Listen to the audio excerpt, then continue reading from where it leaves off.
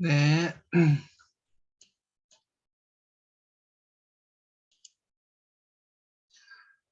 네, 반갑습니다. 예. 우정민 저자님 오셨고요. 장선영 부반장님 안녕하십니까. 네.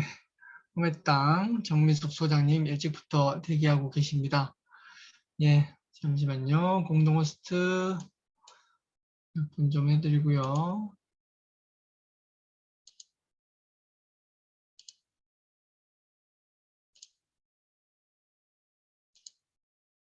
네. 어우, 황성진 교장 선생님 오셨네요. 예. 반갑습니다. 전영지 저자님 참여 중이시고, 우정민 저자님 반갑습니다. 신재현 저자님, 저자님, 선생님, 김희경 선생님, 파이즈, 예, 님, 임광빈님, 핑크스타 손하정님, 고맙습니다. 지혜의 명소님, 예. 자, 그러면 시작을 해보도록 하겠습니다. 네, 반갑습니다. 열심히만 하는 공부는 가라. 네오짱 줌스쿨에서 특별히 모신 우리 명 강사님이자 공부법의 대모이십니다. 정미숙 소장님의 특강이고요. 공부법과 전략 없이 공부하는 것은 마치 네모난 바퀴로 달리는 자동차와 같다. 와, 바퀴가 네모나면 굴러가지 않겠죠. 자, 그래서 오늘의 핵심 주제는 성적 오르게 하는 공부법입니다. 왜 자녀가 공부하지 않는지, 주도성 동기 공부법으로 전략 플래너가 필요한 이유에 대해서, 그 다음에 세 번째, 성적 오르는 학교 공부법 7가지, 그리고 영어 지문도 독해 비법을 건드려 주시기로 했고, 부모가 도울 일에 대해서. 자, 그러면 정미숙 소장님은 어떤 분이시냐? 밑에도 여기 나와 있지만, 와우, 요거 막 정치와 법 100점, 중국어 100점, 지식재산 일반 100점, 한국지리 100점 이렇게 다 이끄신 분이에요. 월백 시리즈. 보시면 강사 정미숙 소장님을 소개합니다. 꿈의 땅 학습 코칭 연구 소장님이시고요. 전국 학원장을 대상으로 하는 강의만 500회 이상을 하셨습니다. 그러니까 학원 위의 학원, 그러니까 학원장들의 선생님. 그런 셈이죠. 국어국문학 석사까지 마치시고 학습 코칭 석사 하셨습니다. 실적 볼 것 같으면 전교 200등을 전세대에 합격시키셨고요. 5등급도 교대, 9등급은 또 경기대, 이렇게 수많은 공부법 사례를 보유하고 계십니다. 그래서 이제 공부법의 이론이 아니라 성과가 나오는 실전이라고 해서 오늘 아주 내밀한 핵심 노하우를 아주 자세하게 알려주실 것으로 기대가 됩니다. 자, 그러면 큰 박수로 우리 정미숙 소장님을 맞이하겠습니다. 네, 안녕하세요. 반갑습니다. 네. 네, 학습코치 정미숙이고요. 사는 곳은 인천입니다. 여러분 오늘 여기 오랜만에 또 외국 계신 분도 계셨고 오혜경 저자님 반갑습니다. 성진아. 전부 다 좀 처음 뵙는 분도 있고 그래서 오늘 편안하게 수업을 할 텐데 오늘 공부법이라는 거는 아시죠? 그래서 자녀 때문에 들어오신 분도 있고 본인 때문에 들어오신 분들도 있을 텐데 대부분 어떠신가요? 자녀 교육 때문에 오셨나요? 아니면 내가 공부법을 좀 알아서 강의를 어떻게 하고 강의 들을 때 어떻게 들어야 될지 요거에 대해서 관심 있는 경우도 있을 거예요. 그죠? 그래서 같이 한번 해볼게요. 오늘 좀 같이 공유를 한번 해서 네. 네, 보이죠? 네. 이제 이렇게 소개를 했고요. 교육 이력은 제가 거의 예전에는 학교 초창기 때는 학교나 시청 교육 같은 거 위주로 좀 했고요.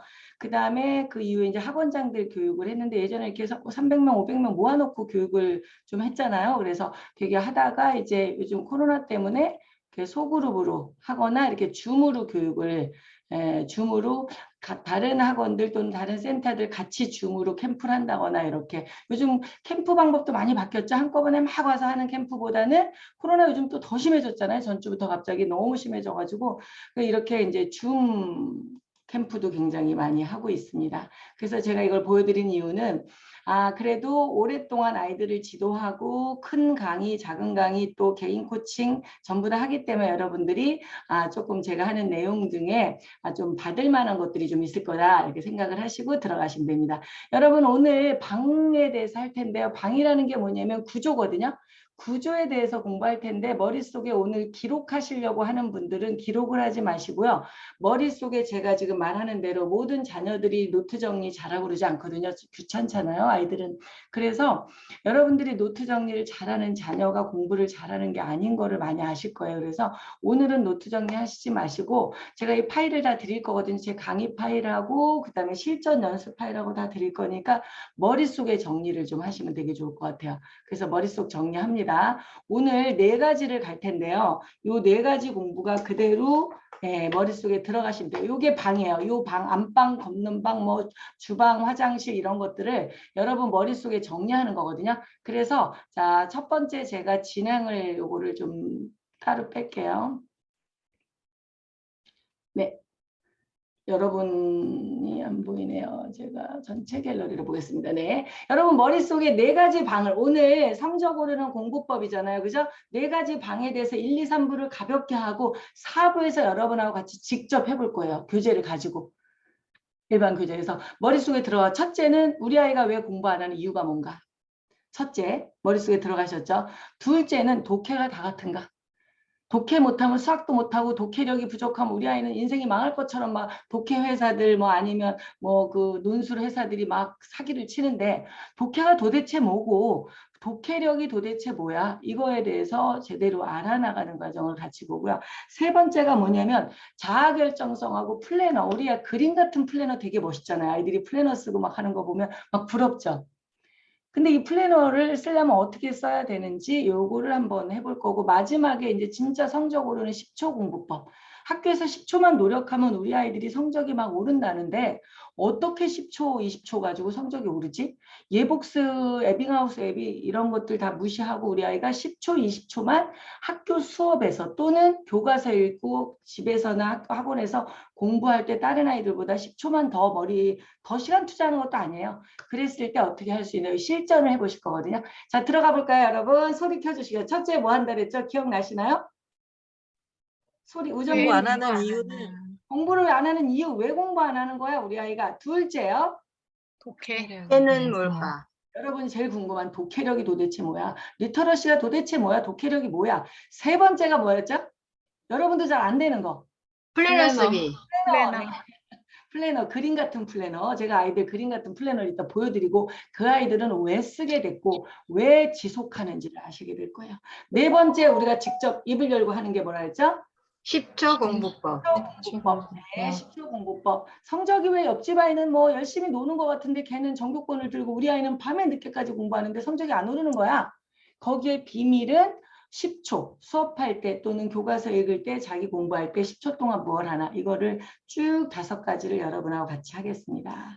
네, 하나씩 들어가 볼게요. 우리 아이가 공부 안 하는 이유 크게 우리가 자녀가 문제인가? 근데 제가 2개를 봤거든요. 태도와 공부법 도구를 봤어요. 공부 안 하는 이유는 우리 아이가 공부할 마음이 없는 게 아니라 달라요. 그래서 우리 아이들이 우리 아이가 영향력 있는 삶을 살고 자기주도적 학습 성과를 좀 내기 위해서 멋있게 살고 싶었는데 이 아이가 다른 아이들하고 다르게 역량이 있어야 되고 성품도 좋았으면 좋겠어요. 이 역량이라는 거는 우리가 2가지로 구분이 되거든요. 이 역량은 2가지로 보통 구분이 되는데 그게 뭐냐면 학습 역량.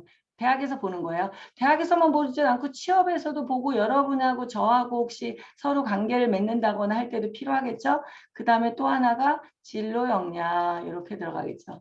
그런데 예를 들어서 학습 역량, 진로 역량, 성품 역량을 어디서 보느냐면 대학에서 보고 또 대학뿐만이 아니라 고등학교에서도 보고 모든 선생님들, 어머님들도 다 이걸 보죠. 그런데 이래서 필요한 게 우리가 티칭 학원 내에서 티칭 학교랑 하죠. 관리도 하죠. 성적 관리, 코칭을 보통 안 하는 거죠. 그런데 이 3가지가 다 필요해요. 이 아이들한테. 그래서 우리 아이가 공부를 왜 안 하나 봤을 때 우리 아이의 문제가 이런 것이 있는지 보는 거예요. 티칭만 하고 있진 않는가. 코칭이 없지 않는가. 그럼 코칭이 뭔지 볼게요. 세 가지 볼게요. 이 아이들을 어떻게 해결할지. 우리 아이는 도대체 공부할 마음이 없어요. 첫 번째 있죠. 하기만 하면 잘할 텐데 안 해요. 열심히 하는데 결과가 안 나와요. 새벽까지 공부하는데. 요 세 가지 아이들을 볼게요. 이 세 가지 아이들이 문제일까요? 아니면 누가 문제일까요? 혹시 그냥 막 생각해 보실래요? 부모님이 문제인가요? 학교가 문제인가요? 학원이 문제인가요? 학습, 우리나라의 그 학습 상황이 문제인가요? 뭐가 문제죠? 학습 상황이요. 학습 상황. 네. 대부분 뭐라 그러나요? 대부분 내가 우리 부모님 탓을 하기도 하고 아이 탓을 하기도 하거든요. 잘 보시면 도무지 이거를 해결하는 것들이 뒤에 두 개가 나와요. 태도와 공부법이라는 게 나오거든요. 아이들은 공부를 어떻게 하고 무엇을 해야 될지 몰라요. 예를 들어 이게 사실이 아니다. 도저히 우리 아이들을 어떻게 해야 될지 모르겠다 할 때는 아이한테 혹시 자녀가 있으시면 얘기를 해보실래요? 또는 여러분한테 얘기를 해도 돼요. 내가 공부를 지금 하려고 그러면 지금 영어 공부를 해. 수학 공부를 네가 할 거야. 그러면 공부한 걸 한번 보여줄래? 이렇게 얘기를 해보시면 답이 나오거든요. 자, 공부한 걸 한번 보여줘봐. 새벽 2시까지, 3시까지 공부하는데 우리 아이는 5등급에 이렇게 문의가 와요. 그러면 제가 상담 올 때, 생기부하고 그 다음에 공부하고 있는 것 좀 다 가져올래요? 영어 공부, 수학 공부. 만약에 영어 공부 다른 거 필요 없고 영어나 수학 중에 한 과목을 다 싸들고 오세요. 이렇게 얘기하면 오기도 전에 하는 얘기가 있습니다. 뭐라 그럴까요? 새벽 2시까지 우리 아이는 공부하는데 5등급이라 그랬으면 자, 새벽까지 공부한 거를 좀 가져올래요? 이렇게 말하면 가지고 와야 되잖아요. 가져오는 부모님들이 없으세요. 왜 없을까요? 여러분 자녀라고 생각을 해볼게요. 자, 장선영이 자녀가 너무 열심히 공부를 해요. 그래서 집에서 공부하고 있는 수학 좀 가져와 볼래요? 영어 책 좀 가져와 볼래요? 영어 단어라든가 가져와 볼래요? 그러면 대부분 어떻게 생각하냐면 대부분 자기 스스로 하는 게 없고 숙제, 과제, 학원 문제집 이거 외에는 거의 없어요. 오해경 저자님 안녕하세요. 커트하신 것 같아요. 그죠? 어머나. 네, 그래서 가져오라면 그렇게 아이가 스스로 공부하는 게 없는 거예요. 무엇을 도구가 없는 예를 들어 여러분 감자밭에 갔을 때 감자 농사를 져서 다 열심히 수확을 해서 오늘 수확을 해야 돼요. 그런데 수확을 이틀 만에 해야 되는데 여러분 호미 가져가라고 그래요. 또 어떻게 수확하는지 몰라요. 어디다 담아서 어떻게. 대학교에 나가서 호미 가져가면 여러분 감자밭에 가서 몇 시간이면 포기하겠죠. 아이들도 똑같아요. 그래서 이 아이 도구와 어떻게 공부하는지 단어는 어떻게 공부하고 뭐가 자기 스스로 할 수 있는 게 없어요. 왜 없냐면 학교나 학원은 과제가 저희 같은 데도 있지만 일반적인 학원은 진도가 정해져 있어요. 그 진도 하에서 보충하는 과제를 내거나 숙제를 내거든요. 그러니까 이 아이 맘대로 진도를 나갈 수도 없고요. 그다음에 맘대로 할 수 있는 게 없어요. 자아결정성이 사라진 상태예요. 그래서 우리 아이들의 문제는 없다. 그럼 뭐가 문제냐? 뭐가 문제일까요? 문제는 태도의 문제예요. 우리가 교육학 배우신 분들은 많이 기억이 조금 이제 가물가물하지만 나실 텐데 우리 교육학에서 세 가지가 있잖아요. 이렇게 세 가지 뭐냐면 하나는 기억나시죠? 태도, 하나는 스킬, 하나는 지식 이렇게 세 가지가 교육학이거든요. 그래서 여러분들이 나는 이렇게 우리 아이들한테 지식과 기술 그냥 가르치는 게 아니라 이 태도가 들어가야 되는데 이 태도가 내가 왜 이 세상을 살아야 되나 나는 누구를 위해서 살아야 되나 환경은 무엇인가 내가 잘 먹고 잘 살고 대학 가려는 게 아니라 이게 다 태도예요. 이 태도가 뚝 뚫고 지식으로 올라가야 되거든요. 근데 대부분 학원들이나 어머님들이 지식만 막 넣어줘요. 시험 때는 더 하고 막 이렇게 넣어주거든요. 그러니까 이 아이들이 태도를 갖고 끌고 올라가야 되는데 안 되는 거예요. 이게 없는 거예요.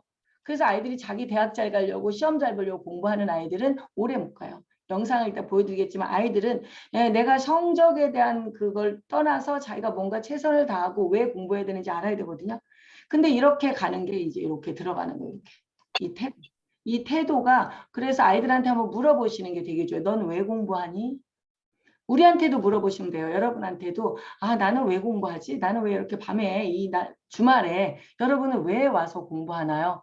이거를 들어가 보면 내가 왜 이거 왜가 되지 않으면 학생들은 공부가 오래 가지 않아요. 태도가 굉장히 중요하거든요. 그래서 내가 왜 이렇게 하는지에 대해서 장기 기억에서 내가 알고 모르는 걸 구분하는데 인출을 해야 되는데 이 태도가 좋은 사람은 내가 공부하고 있는 게 장기 기억 속으로 들어가요. 여러분이 오늘 사실은 누가 의무적으로 너 2시간 동안 듣고 1시간 반 동안 듣고 뭘 써 이렇게 했으면 여러분 오셔서 거의 다른 거 하셨을 거예요. 근데 오늘 여러분이 자율적으로 오셔서 하니까 이게 장기 기억 속으로 들어가는 거예요.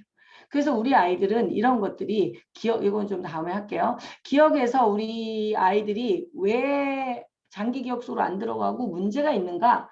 왜 우리 아이들이 이런 공부 안 하는 게 우리 아이 잘못이 아닌가는 태도에 대한 거를 아무도 안 알려준다는 거예요. 부모님들도 정말 삶에 대해서 환경에 대해서 여러 가지를 해주는 것보다는 당장 점수, 대입, 취업 이런 게 걱정이거든요.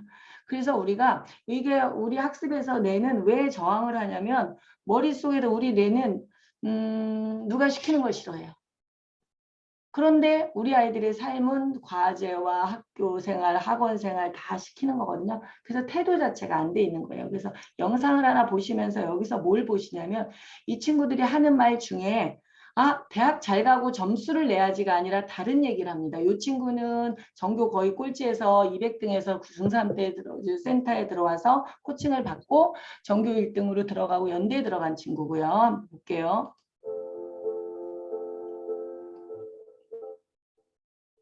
저는 예일고 1학년 임창이라고요. 저는 이제 자기주도적 학습 캠프에 들어온 6개월이 됐는데 이전에는 성적을 위한 공부나 이런 걸 했지만 캠프에 들어오고 나서부터는 진짜 내 진학이나 이런 거를 위해서 공부를 해서 좋았고요. 이전 같은 경우는 그냥 단순히 문제풀이나 이런 걸로 공부를 했지만 캠프에 들어오고 난 이후에는 이렇게 다양하고 진짜 이렇게 체계적인 공부를 해서 굉장히 좋았던 것 같습니다. 그래서 여기 이렇게 체계적으로 이렇게 제가 공부를 했었고요. 그다음에 이렇게 또 단순히 공부만 하는 게 아니라 이런 식으로 시간 관리나 이런 식으로 이렇게 성적 관리 그리고 또 이렇게 공부 계획 이런 관리를 잡아서 했기 때문에 더욱더 열심히 공부를 했을 것 같습니다. 그래서 저 같은 경우는 중학교 때는 전교에서 한 200등 정도 하는 실력이었지만 캠프에 와가지고 이번 3월 모의고사에 반 1등을 이 친구가 변화된 거는 쉽게 말하면 자기가 스스로 성적을 내고 내가 왜 공부해야 되는지 몰랐던 아이예요. 그래서 아무것도 안 했는데 와서 이제 내가 왜 살아야 되고 어떻게 해야 되는지 아까 말을 한 게 성적을 위한 공부가 아니라 자기 진로나 삶에 대해서 이제 걱정을 하고 공부를 하기 시작했다는 얘기를 하거든요. 뒤에 친구도 보실게요.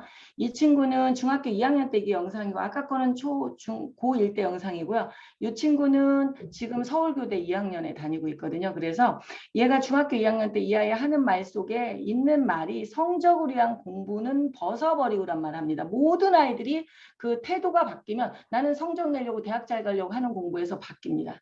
여러분들도 어른들도 똑같죠. 돈 벌려고 하면 되게 힘들잖아요. 근데 내가 누군가 영향력을 끼치려고 내가 삶에 무언가 아이마다 다 가지고 있는 게 있거든요. 한번 볼게요. 자기주도 학습관에 참여하면서 4개월 전에도 인터뷰를 통해서 먼저 말했지만 그때는 계획을 제가 스스로 세울 수 있어서 좋았는데 지금은 예전에는 시험을 위한 공부를 너무 많이 했어요. 시험 전에는 한 달 전부터 계속 시험 공부만 하고 실력을 키울 수 있는 활동을 전혀 하지 않았는데 지금은 여기를 참여하면서 그러한 걱정은 좀 버려버리고 시험 공부를 하지 않아도 실력을 키우는 활동을 하면서 실력도 키우고 내신도 키우면서 그러한 걱정을 하지 않는 여유를 키운 것 같습니다. 네, 이렇게 학생들이 지금 처음에 얘기하는 게 이제 실력도 키우면서 여유를 가졌다는 얘기를 하거든요. 여러분도 막 나 성공해야지, 막 누구 따라가야지, 막 이러다 보면 굉장히 불안하지 않나요? 우리 어른들도 똑같은 심리거든요. 누구는 뭐 했다는데 뭐로 스마트 스토어로 몇천 번다는데 막 이런 불안한 학생들도 남과 비교 자기가 여유를 갖고 자기 삶을 돌아보면서 이렇게 하는 게 태도거든요. 태도 다음에 아까 뭐가 문제라 그랬죠? 우리 아이들한테 우리 아이들의 문제가 아닌 게 왜 공부하지 않는가의 문제는 태도와 공부법이라 그랬죠. 공부법은 뭐냐면 공부에 대한 동기가 있어도 효율적인 공부법을 모르면 포기하게 되는 거예요. 예를 들어서 어떤 아이는 무슨 말을 하냐면 선생님 저는요 굉장히 공부를 잘하고 싶은데 하고 싶지 않아요. 그래서 무슨 말이야? 그래도 저는 공부 잘하고 싶은데 하고 싶지 않아요. 그때 무슨 말이에요? 그러면 아이가 예전에 한번 제가 몇 개월 동안 정말 죽을 힘을 다해서 공부를 해봤는데 성적이 올랐대요. 많이. 아주 많이. 그런데 공부하기 싫대요. 그거 왜 그럴까요?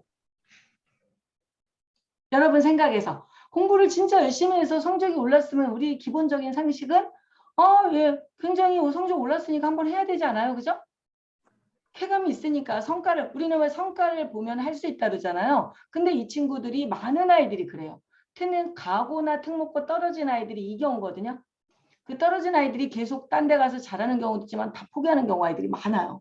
공부를 대충. 그러면 그 친구들이 공부를 잘하고 싶은데 성적도 열심히 해서 올랐는데 왜 다시는 공부하고 싶지 않나요? 그래서 여러분 생각이 어떨 것 같아요? 아이들 마음에 대해서 한번 얘기를 해보시겠어요? 많은 아이들이래요. 열심히 했는데 성과가 안 나오면 나왔어요. 성과가 나왔어요? 너무 열심히 성적은 올랐는데 실력이 안 올랐다고 생각해서. 성적이 안 올때 실력이 안 올랐다. 성적은 올랐지만 실력이 올랐다고 생각이 안 들어서. 기대치에 못 미쳐서 그런 거 아니에요? 네. 지금 여러분이 아이들 입장에 한번 대보는 거예요. 아이들은 자 여러분들이 감자밭에 가서 감자를 캐요. 그죠? 그래서 진짜 막 가서 호미 가지고 떼학볕에서 막 열심히 했어요. 그래서 내가 갔다가 감자 수확해서 돈을 벌었어요. 그 다음에 또 나가라 그래요. 근데 너무 지쳤지. 너무 힘들어서. 네, 쉽게 말하면 이 아이들이 힘든 건 뭐냐면 뭐가 없기 때문에 힘든 거예요? 공부법과 도구가 없는 거예요. 스킬이 없는 거예요. 그러면 말도 안 돼. 우리 아이는 스킬과 공부법 왜 없지? 그러면 우리 아이한테 가서 나 영어 공부법 네가 한번 설명해 볼래? 단어는 어떻게 하고 문법은 어떻게 하고 독해는 어떻게 하고 모의고사는 어떻게 풀고 수학은 어떻게 개념하고 문제풀이는 어떻게 하고 해석은 어떻게 하고 오답 분석은 어떻게 하고 그 내신 공부는 어떻게 문제집을 쓸 건지 수능 공부를 어떻게 할지 물어보면 이 아이들이 대답을 하나요 못 하나요? 못해요. 거의 못해요. 네, 그래서 이 친구들이 공부법과 도구가 없는 거는 그냥 하라고 그러는 거랑 똑같아요. 그러니까 우리 아이들은 그러면 공부법 도구 가르쳐주면 되지 않나? 여러분 공부법과 도구를 가르쳐주는 학교가 있나요? 학원이 있나요? 예, 없어요. 그래서 또 중요한 거는 가르쳐주는 게 아니고 그 아이를 그걸 몸에 체화시켜서 그렇게 평생 동안 하게 하는 거예요. 영어든 수학이든. 그래서 공부법에 대해서 우리가 아이들이 해나가는 걸 제가 조금 보여드릴게요. 공부법과. 그래서 이거를 알려주는 거는 굉장히 중요해요. 여러분들이 배우셔서 조금씩 이렇게 네모난 바퀴를 가고 있는 아이한테 계속 열심히 가라, 뭐 다른 아이들은 이러니까 열심히 해라. 열심히 할 수가 없죠. 힘들고 지치면 뒤에서 밀어줘 봤자 안 되는 거예요. 그래서 둥그렇게로 해주면 동력이 생기기 때문에 뒤에서 덜 밀어줘도 또는 안 밀어줘도 아이들이 달려가는 겁니다.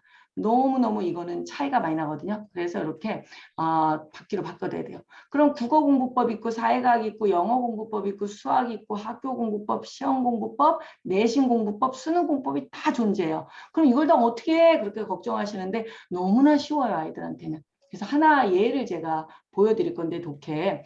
자, 공부법의 예를 가지고 한번 아이가 공부법에 대해서 진짜 하고 있는가? 이 아이가 공부법을 잘하고 있는가를 보려면 요거 보시면 돼요. 아이한테, 자녀한테 너 국어 공부 어떻게 하는지 나한테 알려줄래? 수학 공부 어떻게 하는지 알려줄래? 그랬을 때 이 친구가 설명을 하면 알려주는 거예요. 저희 학생 거를 한번 초등학생은 더 잘하는데 고등학생 거를 보여드릴게요.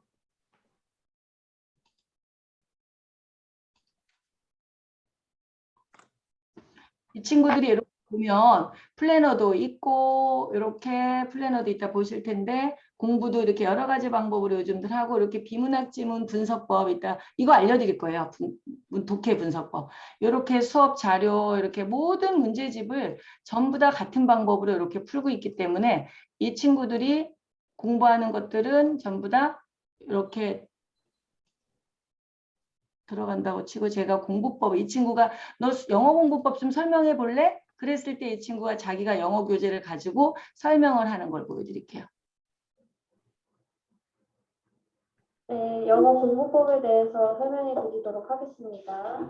일단은 첫 번째로 들어가기 앞서 목차를 먼저 정리를 해야 되는데요. 이렇게 마인드맵으로 정리를 합니다. 문학인지 비문학인지 바꿔주시고 제목 써주고 내용이랑 문법을 합니다. 저희는 딱히 대화가 없어서 대화는 뺐고요. 그 다음에 이제 본문에 들어가기 앞서 일단 단어를 취해주신 다음에 본문을 읽고 이렇게 국어로 한번 하고 그 다음에 영어로 하는 건데 이건 실수를 했고요. 이렇게 쭉쭉쭉 하다가 2단원도 똑같은 방식으로 해주시면 됩니다. 이렇게 마지막까지 했다 하면은 다시 앞쪽으로 돌아가서 다시 한번 이것들을 읽고 탈해독을 한 이후에 구문해설도 하고 쌤과 공부를 한 이후에 이렇게 영작 종이를 이용을 해서 영작을 해줍니다. 다음은 모의고사인데 일단 저희 아직 이번 연도 모의고사를 보지 않았기 때문에 전년도 자습서와 비슷한 방식으로 단어하고 1, 2, 3, 4 네, 이렇게 학생들이 자기가 스스로 공부를 이렇게 영어 공부는 저는 이렇게 해요. 교과서는 이렇게 내신 공부법 지금 알려준 거거든요, 아이가. 그 다음에 수능 공부는 이렇게 해야 아이가 설명할 수 있으면 돼요. 근데 한번 물어보면 우리 아이가 설명할 수 없다면 우리 아이의 문제가 아니구나. 누구의 문제죠? 선생님. 네, 선생님 또는 아무도 그 스킬, 쉽게 말하면 교육학에서 우리는 지식과 태도와 스킬을 아이들한테 또는 교육에 포함시켜야 된다고 얘기하면서 학교는 정작 지식만 넣어주고 있죠. 학원도 정작 지식만 넣어주고 있죠. 빠진 게 뭐죠? 태도와 스킬을 가르쳐주지 않죠. 우리가 사업으로 성공하고 여러분들도 저도 이제 1인 기업 작년부터 막 뛰어들어서 하고 있는데 제가 들어가 보니까 지식은 넣어 있는데 스킬과 태도를 넣어주는 데들이 별로 없는 거예요. 그래서 이게 학생들한테 너무 중요해요. 사실 태도만 잠깐 바꿔줘도 아이들은 기가 막히게 바뀝니다. 네, 이렇게 들어가고 두 번째 가볼게요. 그러면 이렇게 우리 아이들이 공부법이 굉장히 중요한 거는 어떻게 들어가 있냐면 한번 내신 이 공부법 영상도 이따가 보실 텐데요. 영상에서 이따 보여드릴 거예요. 이 공부법 때문에 영상에서 바닥이었던 아이가 착 치솟은 경우가 너무나 많고요. 두 번째는 태도 때문에 바뀐 아이들도 굉장히 많죠. 근데 두 번째 이제 여러분 독해에 대해서 할 텐데요.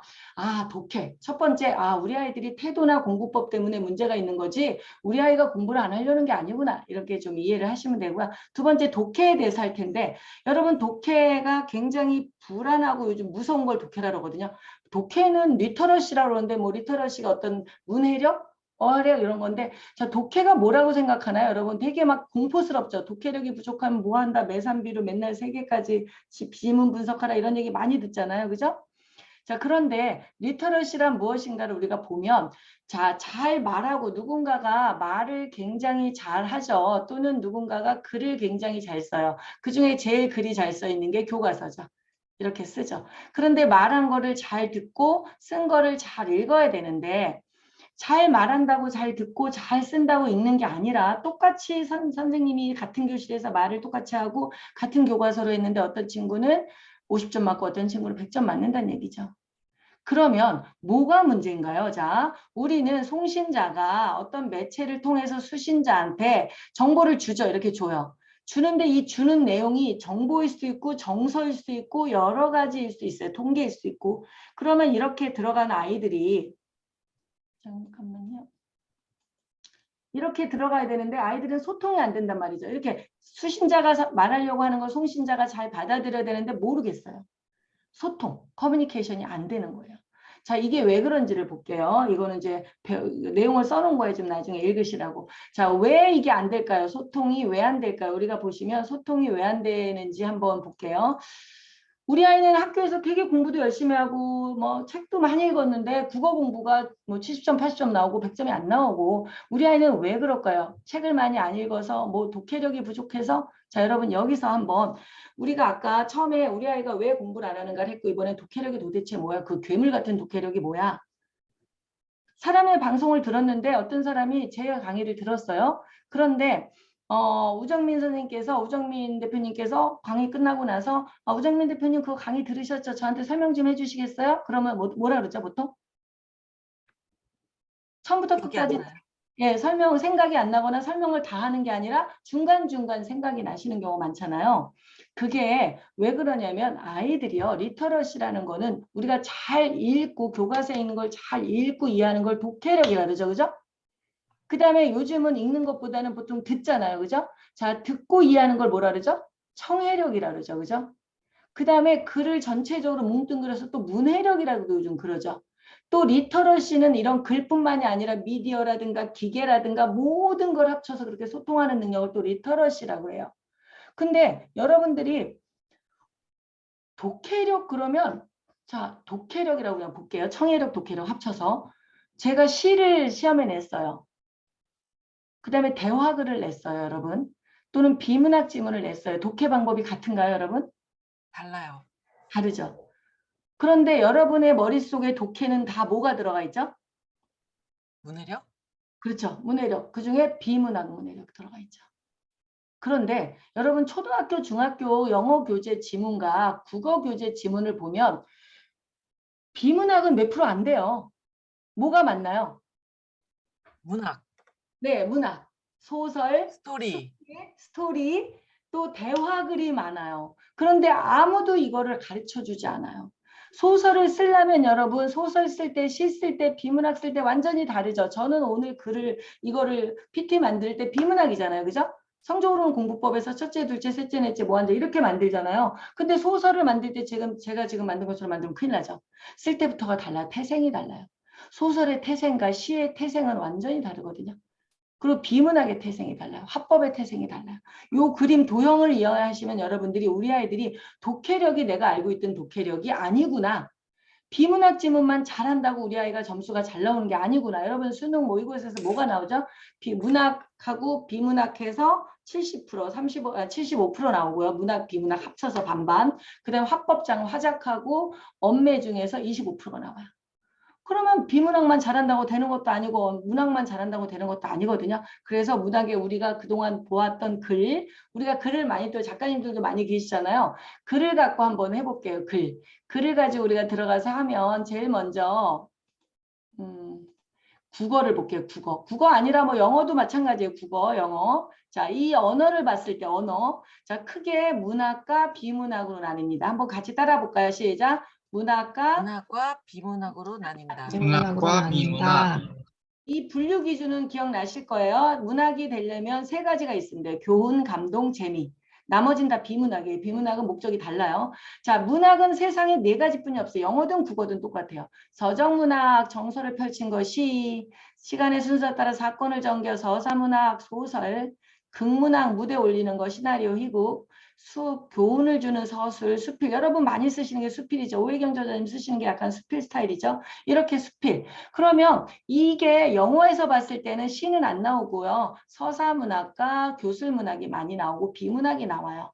그러니까 우리 아이들은 뭐를 알아야 되냐면 결국은 내가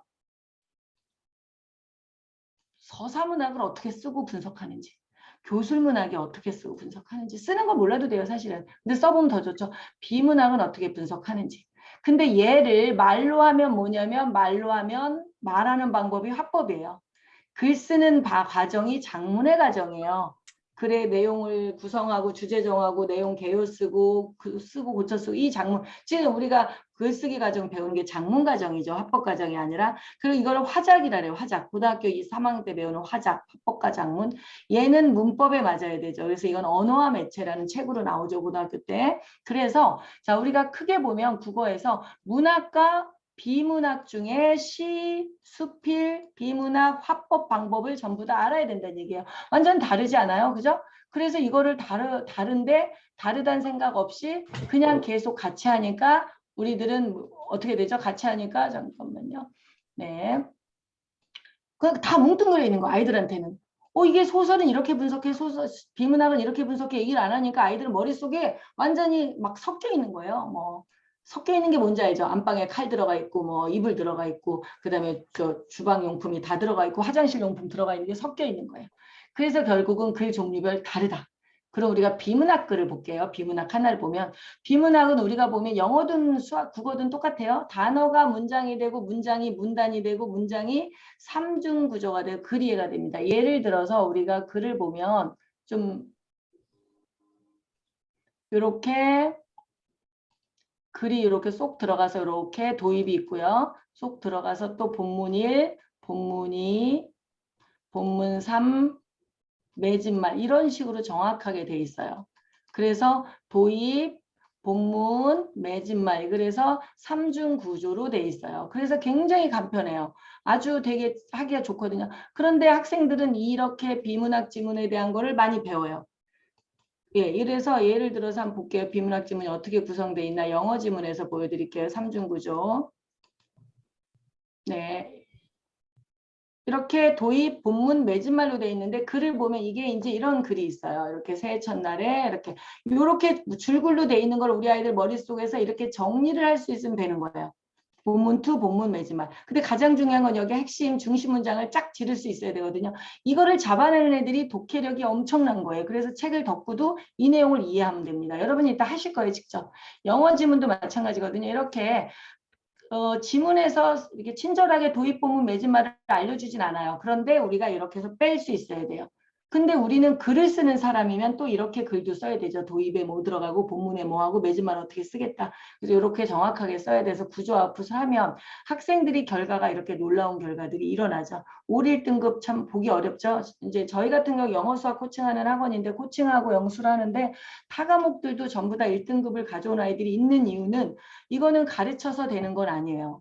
태도가 바뀌고요. 아이가 어떻게 공부하는지 알고 그걸 몸에 익힌 경우거든요. 그래서 이 친구들이 이렇게 성적표를 가져오는데 여러분 국어 교과서를 제가 국어 교과서에 이 앞에 목차를 가져온 이유가 국어 교과서 사회도 똑같고 뭐 다른 과목도 똑같을 거예요. 이렇게 왜 가져왔냐면 이렇게 돼 있구나.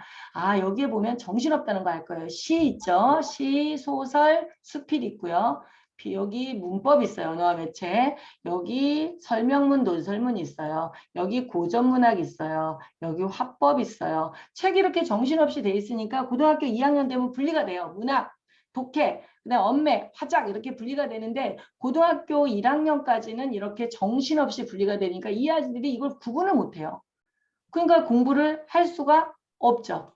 또 보시면 이렇게 보면 이건 고등학교 책이거든요. 고등학교도 똑같이 우리가 이렇게 보면 이렇게 문학의 4가지 시, 소설, 수필, 요거 우문 변동 문법, 요거 설명문, 논설문, 요거 스마트폰 의견, 대화글, 화법, 요거 화법, 요거 비문학, 고전문학 이게 너무 정신없는 거예요. 설득 이거 비문학, 설득 이거 논설문, 이거 국어사 쉽게 말하면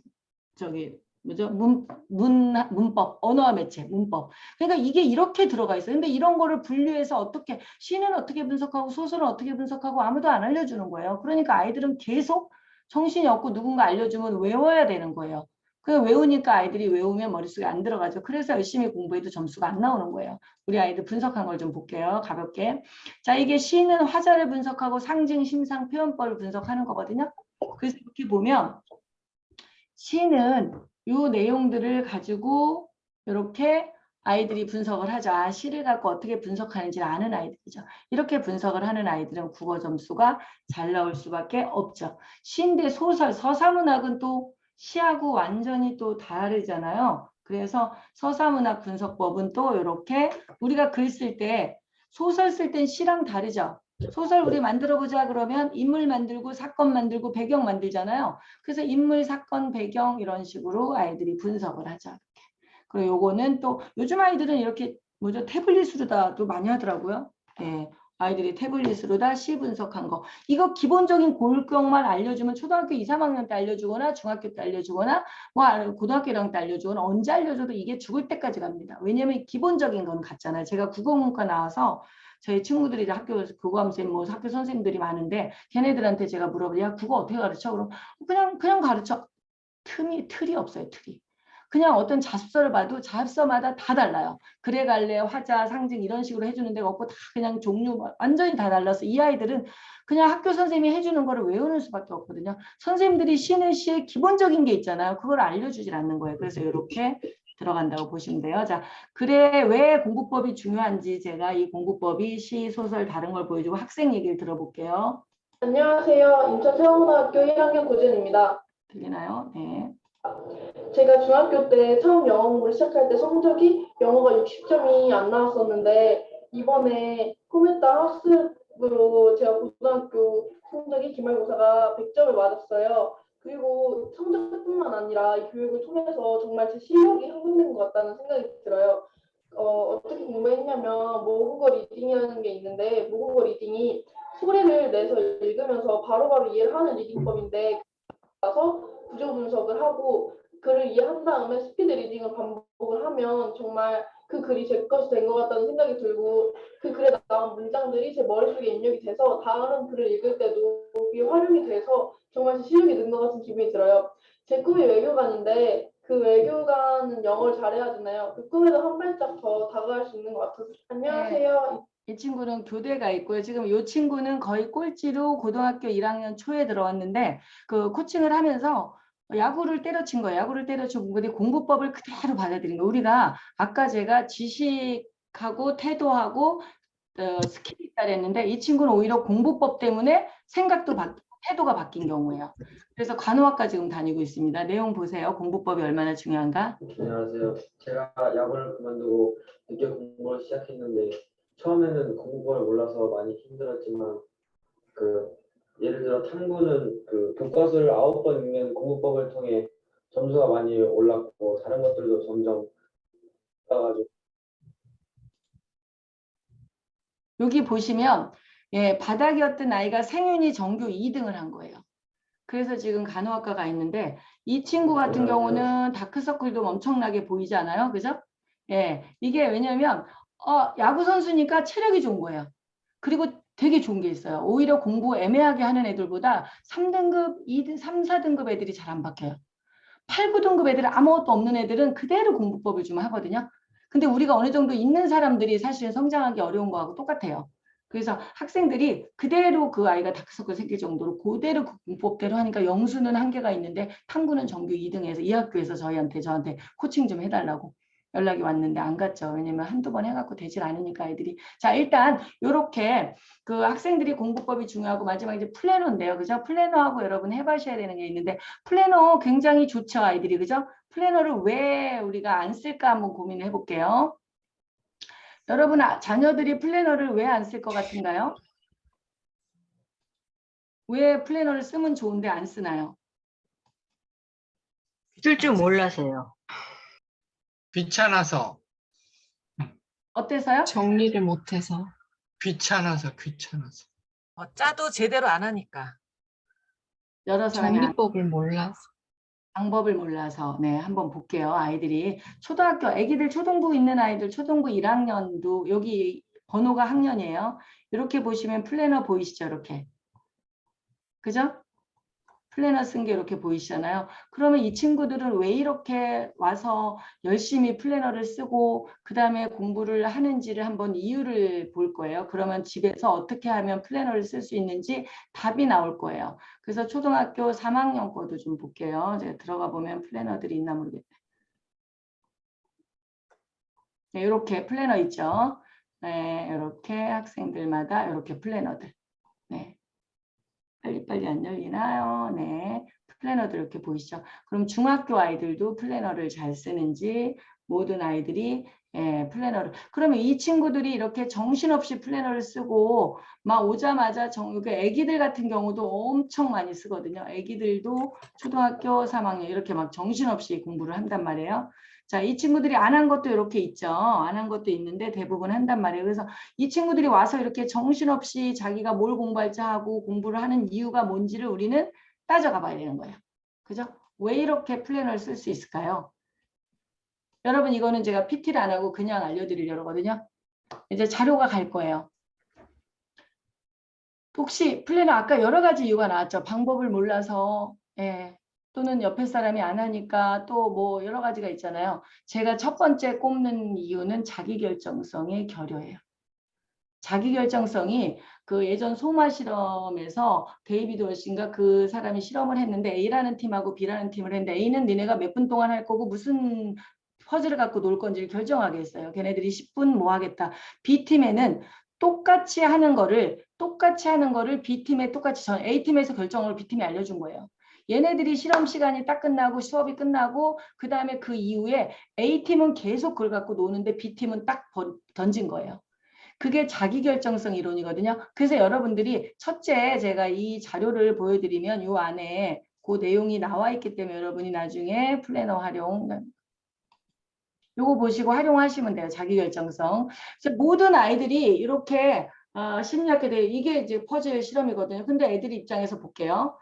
뭐 엄마도 나를 통제해. 어떤 부모님은 핸드폰도 이렇게 통제하고 학교에서도 나를 통제하고 학원에서도 나를 통제하는데 이 아이들은 갈 수 있는 데가 없어요.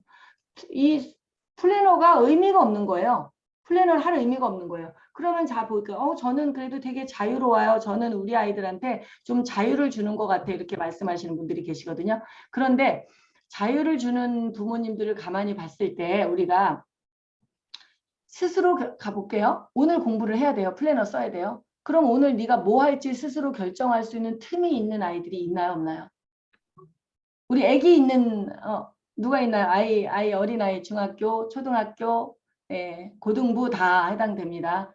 자, 장서영 대표님 자녀가 스스로 공부할 수 있는 틈이 있나요? 아니면 독서 외에 보통 학습에 영어, 수학 뭐 이런 거.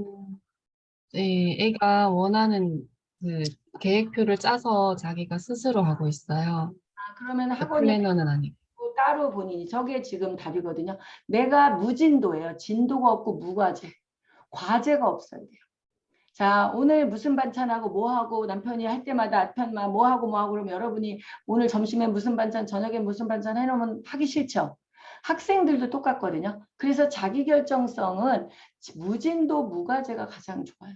근데 약간 불안하시잖아요. 그렇게 되면 우리 아이가 공부도 안 할 것 같고 그럴 때 유동기라고 아까 태도를 바꾸는 무언가가 있다면 계속 지속적으로 되거든요. 그래서 저는 이 플래너는 자기결정성하고 환경이라고 생각을 하거든요. 환경. 근데 환경을 여러분들이 충분히 만드실 수 있는 분들이잖아요. 그래서 한번 그럼 우리 아이는 학교 과제 외에 학원 과제 외에는 없어. 그럼 하나 정도를 정하세요. 그냥 아이 책이나 이런 거 또는 그래서 아이가 편안하게 할 수 있도록 이렇게 진도를 나가면 되고 그래서 자기결정성 이론이 굉장히 중요합니다. 여러분 삶에서도 오늘 들어오신 거는 전부 다 여러분이 스스로 결정해서 들어오셨죠?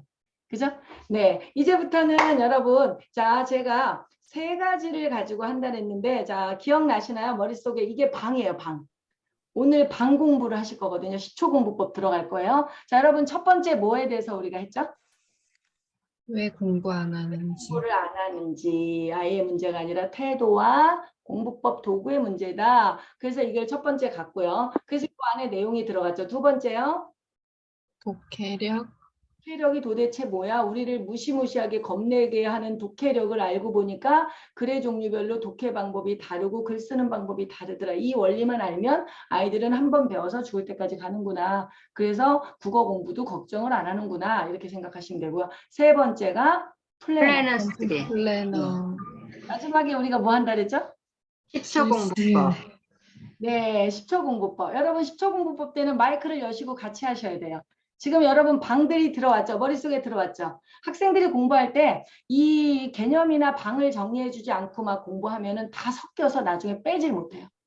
그런 거 있잖아요. 시험 끝나고 엄마 이거 알았는데 나 이거 알았는데 시험에서 틀렸어 이런 경우 있죠. 손톱깎이가 분명히 우리 집에 있는데 손톱이 살짝 나가서 깎아야 되는데 못 찾은 경험 있으신가요? 네. 집에 없어서인가요? 아니면 장소가 잘못돼 있어서인가요? 장소가. 이게 인풋이에요. 눌 때 잘 넣어야 돼요. 자, 오늘은 배울 때 인풋과 아웃풋을 배울 텐데요. 인풋 할 때 여러분이 지금 차곡차곡 잘 넣으셨죠? 이제 학교 공부법 10초 공부법을 배울 때 10초 공부법도 차곡차곡 넣으시는 걸 배우고 꺼내는 걸 배우실 거예요. 직접 하실 거기 때문에 여러분이 충분히 하실 수 있어요. 그래서 제가 한번 들어가 보겠습니다. 지금까지 질문 있으신가요?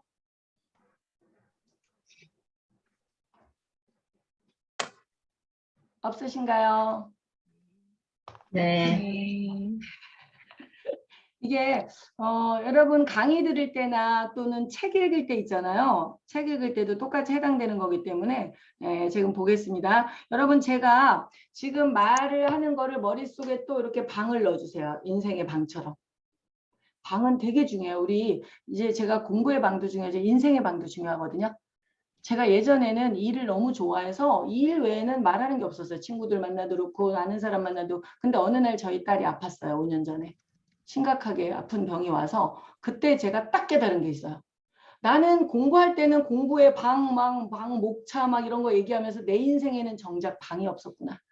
그냥 일하는 방 외에 가족에 대한 것도 그냥 기본적인 거고 그래서 우리 삶에서도 성찰의 방, 가족의 방, 친구들의 방, 또 나의 삶의 방, 이렇게 커리어의 방 이렇게 있어야 되는데 너무 그게 없었던 거예요. 그때 5년 전부터 제가 많이 놀러 다니고 가족과 많은 시간을 보냈거든요. 여러분 이 방은 살아가는 데도 중요하고요. 여러분 가정에 들어가면 안방, 부엌에 있는 것도 중요하고요. 그죠?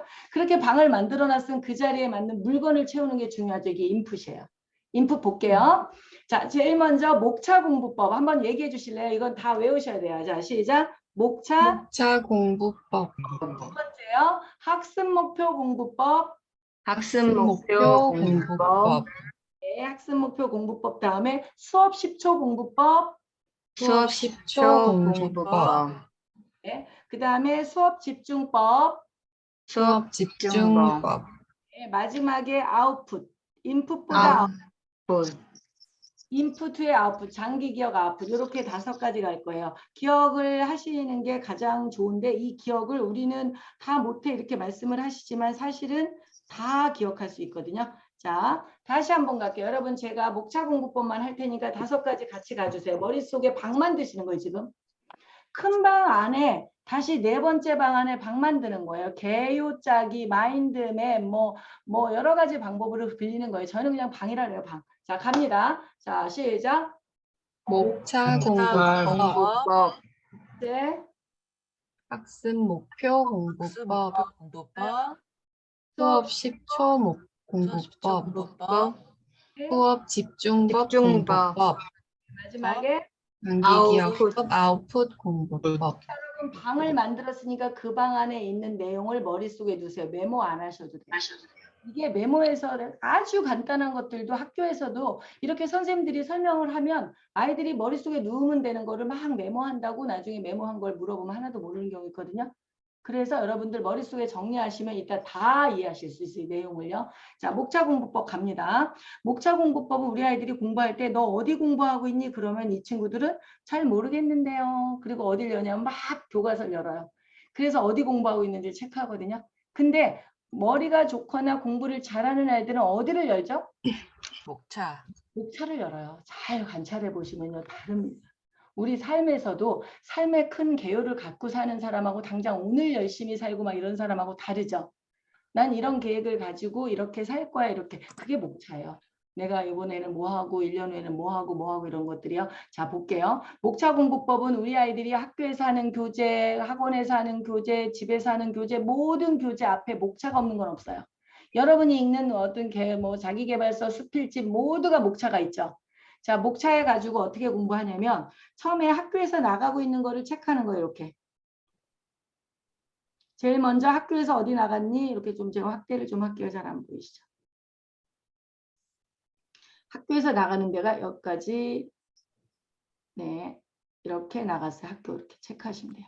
학교에서 여기까지 나가. 그래서 맨날 학원 엄마나 누가 너 오늘 학교에서 어디 나갔니? 물어볼 필요가 없어요. 아이가 항상 공부할 때 체크하는 거예요. 두 번째, 나는 교과서 읽기를 하는 아이예요. 그러면 또는 뭐 문제 여러 가지 저희는 교과서로 공부하는 방법이 있는데 여러 가지 방법으로 있다고 칠게요. 그런 거 했으면 이렇게 체크하는 거예요. 나 한 번 했어요. 교과서 읽었어요. 이렇게. 그 다음에 나는 또 프린트물로 또 읽었어요. 또는 뭐 또 다른 거로 읽었어요. 아이들마다 다르게 되겠죠. 이렇게 또 치는 거예요. 저도 이렇게 책 읽을 때 앞에 목차에다 표시해 놓는 경우 많거든요. 어디까지 읽었는지. 이렇게 체크를 하면 사실 목차가 별거 아니거든요. 그럼 보시면 아 학교에서 이렇게 2단원까지 나갔네. 그리고 아이들은 이제 시험이 다가오면 이렇게 1단원, 2단원이 여기까지가 1차 고사, 1회 고사예요. 중간고사 시험에 이렇게 체크하는 거예요. 깔끔하죠? 그래서 목차는 너무 이게 별거 아닌 것 같은데 여러분 목차는 굉장히 중요한 게 있다. 플래너 쓸 때도 이거대로 쓰는 거거든요. 플래너도 요대로. 예를 들어서 쓰면 세계의 다양한 문화 지역 이런 식으로 제목을 써놓고 이걸 공부하는 거예요. 그래서 페이지를 적는 게 아니라 사회 같은 경우는 플래너 쓸 때도 이렇게. 그래서 이렇게 들어가십니다. 그러면 이렇게 보시면 네, 목차 공부법 별거 아니죠, 그죠? 금세 나갔죠. 이제 학습 목표 공부법 들어갈게요, 여러분. 학습 목표 공부법은 제가 조금 여러분 조금 쉬운 거로 좀 여러분 해보려고요.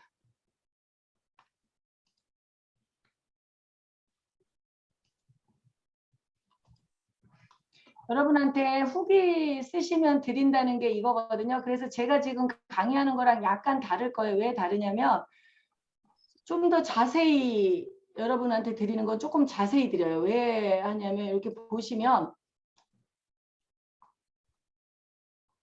이렇게 공부법이 있으면 직접 해보고 이렇게 해보세요. 이렇게 해서 여러분들한테 이렇게 해볼 수 있도록 자료를 드려요. 매번마다 이렇게 학습 목표 보물지도 이렇게 보고 밑에 이렇게 해보세요. 이렇게 들어가거든요. 학습 목표 공부법 우리가 들어가 볼게요. 학습 목표 공부법.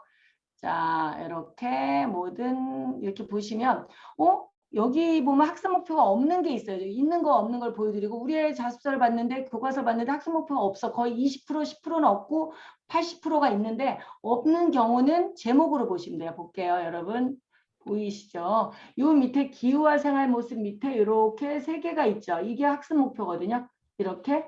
자, 그걸 써놨는데 여러분 이 학습 목표가 방이에요. 방. 이 방을 구성하고 학생들이 공부를 하면 되거든요. 그 안에 따라 선생님 설명을 듣거나 또는 뭐 교과서를 읽을 때 요대로 읽는 거예요. 앞에 도대체 뭐뭐 할까로 들어가면 돼요. 제일 먼저 중제목 갑니다. 도대체 기후와 생활 모습. 시작. 도대체 기호와 생활 모습. 네, 여기 또 학습 목표가 도대체 질문이에요. 하나, 두 개, 3개죠. 자, 도대체 요거 질문 또 들어갈게요, 여러분. 여러분 머릿속에 정리하는 거예요. 도대체 기온에 대비되는 시작. 도대체 기온에 대비되는 지역 간의 생활 양식을 비교할 수 있다. 그러니까 두 번째 갑니다. 시작. 도대체 강수량에 대비되는 지역 간의 생활 양식을 비교할 수 있다. 뭐뭐까로 하세요. 생활 양식은 뭘까? 도대체 기온, 추운 지역과 따뜻한 지역의 생활 양식은 뭐지? 뭘 먹고 뭘 입고 하지? 비가 많이 오는 지역은 어떻지? 그 다음에 마지막에 시작. 도대체 눈이 많이 오는 지역의 주민 생활의 특징을 설명할 수 있을까? 네, 이거예요. 자, 머릿속에 들어갔죠. 기후와 생활 모습에서 기온에 관계되는 거고 강수량에 대비되는 생활 양식, 지역 간의 생활 양식, 눈이 많이 오는 지역의 생활 양식이에요. 자, 그러고 잘 보세요. 여기 요 밑에 보시면 또 있거든요. 여기 밑에 보면 자, 여기 보면 1번 기온과 관련된 주민생활 어떠십니까? 똑같죠? 이 학습 목표와 여기 소제목이 똑같아요. 네, 이 중제목 기후와 생활 모습 안에 학습 목표. 그러면 여러분 이 뒤에는 뭐가 나올까요? 이거 기온과 관련된 주민생활 하면요. D장은 강수량, 그렇죠. 생활 양식. 그렇죠. 그대로 나옵니다. 교과서가 이래요. 예. 여기 보시면 강수량과 관련된 주민생활. 비가 많이 오는 지역은 어떤 모습일까? 딱 나오죠. 네. 그 다음에 마지막은 안 봐도 예, 눈이 많이 오는 지역이겠죠. 그 다음에 아주 소제목 있죠. 아주 작은 소제목. 추운 지역의 생활은 어떤 모습일까? 아까는 비가 많이 오는 지역은 어떤 모습일까? 폭설이 내리는 모습, 눈이 많이 오는 지역은 어떤 모습일까? 머릿속에 들어가셨나요, 여러분? 네. 네, 그러면 공유 중지하고 여러분. 자, 학습 목표는 수업 중에 선생님들이 딱 들어왔을 때 잠깐 보는 거예요. 그리고 교과서 공부하거나 학원에서 공부하거나 집에서 공부할 때 이 학습 목표는 수학에도 있어요. 일단 수학에서도 그런데 우리 영어 지금 사회를 보여줬는데 수학은 어떤가요? 이렇게 보시면 이게 고등학교 2학년 고3 때 배우거나 고2 때 기하거든요. 그 진로 선택으로 배우는. 여러분 기하에 보면 여기 2차 곡선의 포물선, 타원, 쌍곡선의 방정식을 어떻게 표현할 수 있을까? 자, 중제목 포물선 나옵니다. 포물선 나오면서 여기 내용 살짝 보이시나요? 포물선 옆에 학습 목표가 지금 글씨가 보이시죠? 요거. 그죠? 너무 한번 조그매요. 네. 좀 네. 키울 한번 거기서 화면에서 좀 키워보세요. 조금만 하실 때 이렇게 요거 보시는 하면. 자, 포물선의 뜻을 알고 포물선의 방정식을 구할 수 있다. 자, 도대체 갑니다. 이게 포물선 밑에 학습 목표예요. 자, 도대체 갑니다. 시작. 도대체 포물선의 뜻을 알고 포물선의 방정식을 구할 수 있을까? 예, 보통 아이들은 도대체 포물선 뜻이 뭐지? 도대체 포물선 방정식 어떻게 구하는 거? 그러면 책에 교과서에 이렇게 포물선 뜻 나오고 방정식 구하는 게 나오거든요. 그래서 아이들이 이게 바로 학습 목표 공부법이에요. 자, 학습 목표 갑니다. 선생님이 들어오실 때 10초 또는 잠깐입니다. 자, 학습 목표 공부법 뭔지는 아시겠죠? 지금 뭐죠? 중제목 우리가 알아야 되는 마인드맵 중에 맨 위에 라인이 뭐죠? 기후와 중지, 기후와 방수량, 네, 기후와 생활 모습. 기후와 생활 모습 안에 세 가지 라인이 있었죠. 제일 먼저 뭐였죠? 도대체 기후가 기온에 관계되는 지역 간의 주기상, 지역. 추운 지역 간의 두 번째 뭐였죠? 생활량, 방수량, 강수량에 관련된 지역 간의 생활 양식. 세 번째 뭐였죠? 눈이 많이 오는 지역의 생활 양식. 다시 갑니다. 요거 가지고 또 계속 하실 거기 때문에 이렇게 머릿속에 넣어놓으면 자 교과서를 읽을 때 기온에 관계되는 지역 간의 주민생활이 뭐야? 추운 지역은 어떻게 뭘 입고 뭘 먹고 어떻게 살지? 더운 지역은 어떡하지? 그 다음에 비가 많이 오면 어떡하지? 이거가 되는 거예요. 이렇게. 그러면 그게 굉장히 편하죠. 그래서 예를 들어서 이렇게 들어가신다고 하면 네, 학습 목표 공부법이 이렇게 들어갔어요. 그래서 우리 아이들이 제가 이거 대학원 그 석사 논문 때 바로 통과된 거거든요. 자, 3번이 이렇게 3번이 학습 목표예요. 3번. 3번이 학습 목표가 이렇게 이루어진 거거든요. 학습 목표들이 이렇게 3번. 이 3번이 돼서 학교 수업을 듣거나 또는 공부할 때 학습 목표를 이해하고 그거에 그 질문에 맞춰서 방에 맞춰서 물건을 넣은 사람이에요. 안방을 만들어 놓고 안방에 나온 물건을 넣어야 돼. 안방에 칼을 넣으면 안 되잖아요. 그죠? 그래서 이렇게 넣은 사람이 학교에 대해서 어떻게 질문이 더 많고 성적을 많이 내는지에 유의미한 결과, 엄청난 유의미한 결과가 나왔거든요. 여러분도 마찬가지. 제 강의 들을 때 정미숙이라는 사람이 무슨 강의를 하는데 공부법 그 사람이 하는 거 어떻게 하는지 들어보자 이런 거랑 아까 제가 목차 딱 얘기했을 때 목차에 대해서 애들이 공부하는 이유 태도와 공부법이다. 공부하는 이유에 대해서 들어봐야지. 그 다음에 독해가 도대체 뭐야. 그 다음에 세 번째 플래너는 어떻게 써야 돼? 자기 스스로 할 수 있게 해줘야 돼. 마지막에 10초 공부법, 학교 공부법 중에 목차 이렇게 쭉 정리하면서 집어넣는 사람하고 그냥 제 강의 듣는 사람하고 완전 달라요. 다 알고는 있겠죠. 그런데 이분들이 나중에 빼서 쓰거나 또는 그걸 누군가에 설명하거나 이럴 때 꺼내질 못해요. 그래서 이게 되게 중요한 거예요. 학습 목표. 그래서 3번 이런 친구들은 굉장히 집중력도 좋다 그러지만 성적이 안 나오는 친구들이에요. 이거는 학습 목표는 학생들한테 공부는 질문이잖아요. 인생은 질문이고요. 자기가 질문에 대한 답을 찾아 나가는 게 교과서에 있고 학교 선생님들이 설명을 해주고 있고 저 같은 강사가 설명하고 또 책에서 설명이 되죠. 네, 여기서 이렇게 보시면 요거 사례를 이렇게 보셨는데 요 사례 그리고 그 제가 드리는 사례 중에 이 사례가 있어요. 이 사례. 여기는 학습 목표가 없어서 요거 자체가 학습 목표가 되는 사례예요. 이렇게. 네, 너무 좋아요. 이거를 한번 익힌 아이들은요. 공부가 그냥 된다고 보시면 되거든요. 이렇게 들어가고 이제 세 번째 수업 10초 공부법. 학습 목표 다음에 수업 10초 공부법인데 이거는 뭐 할 게 없어요. 학교 선생님들이 싹 나와요. 그러면 선생님들이 나오면 학교 선생님들이 수업 땡 치면 몇 분 만에 다시 오실까요? 교실에. 10분. 수업 시작했어요. 종이 울렸어요. 여기 학교 선생님 계신가요, 혹시? 교장 선생님 계시네요. 교장 선생님. 선생님, 교장 선생님. 안녕하세요. 학교에서 이게 맞는지 모르겠는데 아이들 얘기예요. 학교에서 종이 딱 치면 선생님들은 교무실에서 나온다는데 맞나요?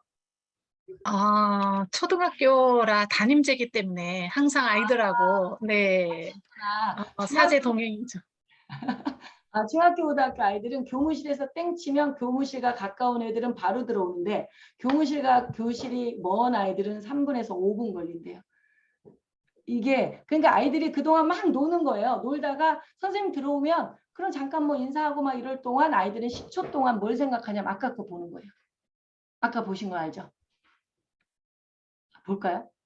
자, 아까 거 잠깐 보는 거예요. 그게 예습이에요. 에빙하우스 망각국선 말도 안 되는 거예요. 그거는. 그 에빙하우스 망각국선 수업 전에 하고 수업 1시간 후에 복습하고 뭐 24시간 후에 복습 애들은 못합니다.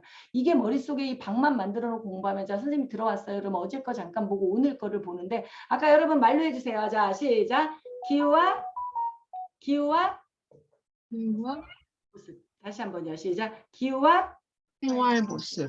생활 그다음 모습. 첫 번째 시작. 도대체 강수, 기온과 도대체 기후와 기온에 대비되는 지역 간의 생활 양식. 그렇죠. 두 번째 강수량. 강수량, 는 생활 기억가. 양식. 세 번째요.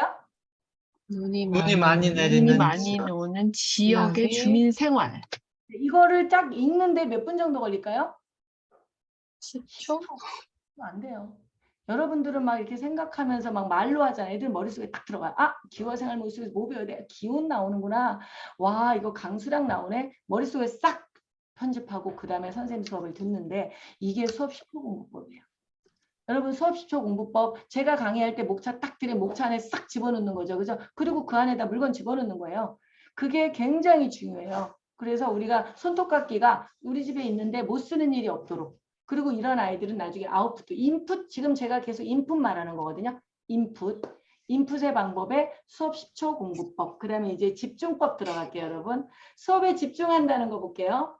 다 자료에 있기 때문에 보시면 됩니다. 여러분 수업 집중한다는 게 뭘까요? 우리 아이들한테 여러분들이 보통 보면 학교에서도 집중해, 제발 몰입해, 나한테 집중해, 딴짓하지 마, 딴 생각하지 마, 집중해 이렇게 하거든요. 자, 수업 집중법이 뭘까요? 수업 집중은 어떻게 하는 게 수업 집중하는 걸까요? 우리는 질문을 하고 그것에 대한 대답을 찾아 나가는 게 공부예요. 근데 질문에 대답을 자꾸 말해보고 하다 보면 좋은 답이 나오거든요. 자, 집중하라고 아이한테, 우리 아이한테 집중해, 집중은 열심히 듣는 거야. 이렇게 얘기하면 아이들은 구체적으로 얘기하지는 절대 몰라요. 우리 아이들한테 공부할 때 어떻게 하라 그러면 저는 이렇게 해요. 그냥 엉덩이는 의자 끝에 놓고 초중고 다 말합니다. 엉덩이는 의자 끝으로, 네, 손은 바르게, 선지는 이렇게 이쪽 손은 잡고요. 그다음 배와 책상 사이인 주먹 하나 이렇게 구체적으로 얘기해줘야 바른 자세가 나와요. 그래서 수업 집중해라. 그럼 수업 집중하라는 게 아이들이 어떻게 하는지 모르는데 어떻게 하나요? 수업 집중하라는 거자 뭐라고 말할 수 있나요? 여러분 제가 말하는 게 모든 답은 답이에요. 그런데 구체적으로 아이들이 수업 집중하는 게 뭔지를 알아야 가서 학교에서 수업 집중하고 좋은 점수를 내고 점수만 내는 게 아니라 두뇌를 키웁니다. 머리를 확 키워요. 네, 어떻게 하라고 그럴까요? 여러분 수업 집중하는 거는. 지금 이 순간 선생님 말씀을 잘 듣는 거? 지금 이 순간 선생님 말씀을 잘 듣는 거. 네. 아이들이 대부분 선생님 고개 끄덕 다른 애들은 다 자는데요. 제가 선생님 되게 선생님 저 예뻐요. 왜? 제가 선생님 말할 때 제가 옆에서 끄덕끄덕하고 선생님 저만 쳐다보고 강의해요. 그래서 오늘 수업 뭐 들었어? 생각 안 나는데요. 착한 아이들이 이렇게 해요. 자, 그러면 집중을 한 건가요? 안 한 건가요? 그 친구는? 안 한 거. 네, 그러면 현재 열심히. 내가 이 순간에 되게 열심히 듣는 거를 어떻게 듣는 게 열심히 듣는 거죠? 그게 집중하는 방법이거든요. 여러분 많이 생각 안 해보셨죠? 사실 자녀한테 맨날 집중해 그러고 우리한테도 나 오늘 집중해야지. 있어. 집중해서 들어야지 막 이러는데 그 집중이 뭔지 어떤 게 집중일까요? 아까 앞에 다 힌트가 있어요. 주제에 맞는 거를 찾는 거 아닐까요? 네, 오늘 맞아요. 학습 목표에 맞게 그거를 집중해서 듣고 강수량이 뭔지. 박수 한번 쳐주세요. 김희경 대표님 커피 한 잔. 제가 연락처를 알면 드릴게요. 연락처를 모르니까 저 신청서 있겠네. 챙겨주세요. 자, 이게 뭐냐면 자녀한테 아무것도 아닙니다. 무얼 들어야 되는지 알고 들어라. 이제 그 무얼이 뭐죠? 학습 학습 목표. 저는 목차고요. 그 다음에 일반 여러분이 책을 읽으면 목차입니다. 목차. 그 목차에 대해서 답을 찾아내야지만 되는 거예요. 그냥 읽는 게 아니라.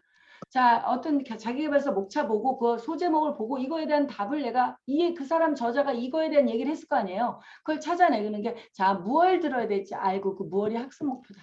그 방 안에 안방이면 안방에 뭘 채워야 되는지 알고 화장실에 뭘 채워야 되는지 알죠. 칼이 밖에 나와 있으면 안 되잖아요. 그죠?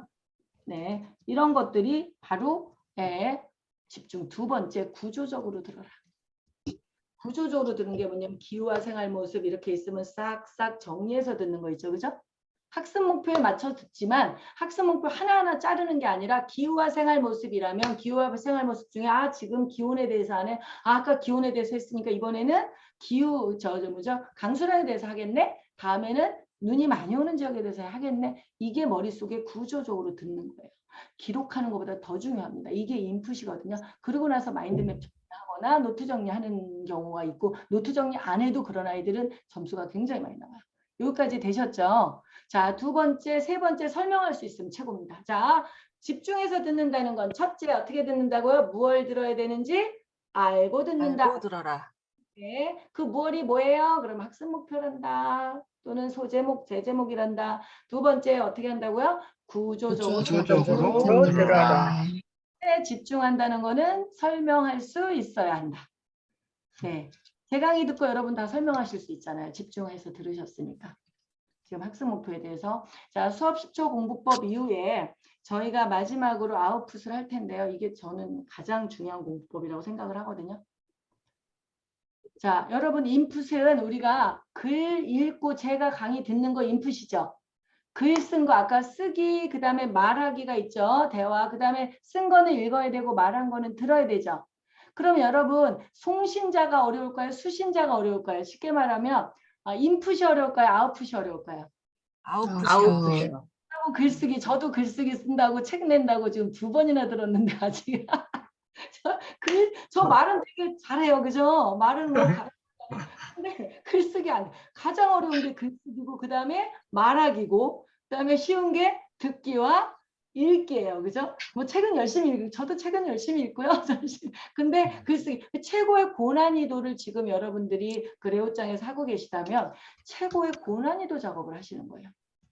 그런데 우리가 아웃풋은 뭐냐면 아웃풋 중에서 우리가 글쓰기, 창작 글쓰기는 아니잖아요, 그죠? 그래서 아웃풋 방법을 한번 알려드릴게요.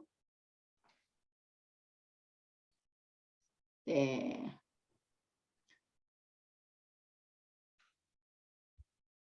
공유 여기에서 공유를 할게요, 제가. 여기 보시면 요 마지막에 이렇게 해보세요. 이렇게 제가 다 해놨거든요. 네, 이렇게 수업 10초 공부법, 그 다음에 요거 드리는 거예요. 그 다음에 이렇게 밑에 수업 준비할 때 어떻게 해보세요. 이렇게 다 드렸거든요. 자, 아웃풋인데요. 많은 양을 공부한다고 좋은 성적이 나오나요? 가장 아쉬운 게 어떤 아이는 정말 눈물이 글썽. 쟤는 맨날 노는 것 같은데 저는 열심히 공부했는데 저는 80점 맞고 쟤는 100점 맞아요. 이런 아이들이 있거든요.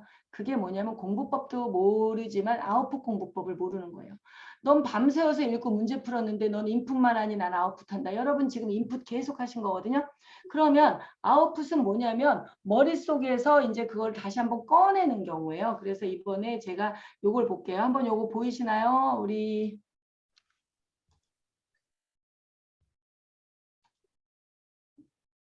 요거 보이나요?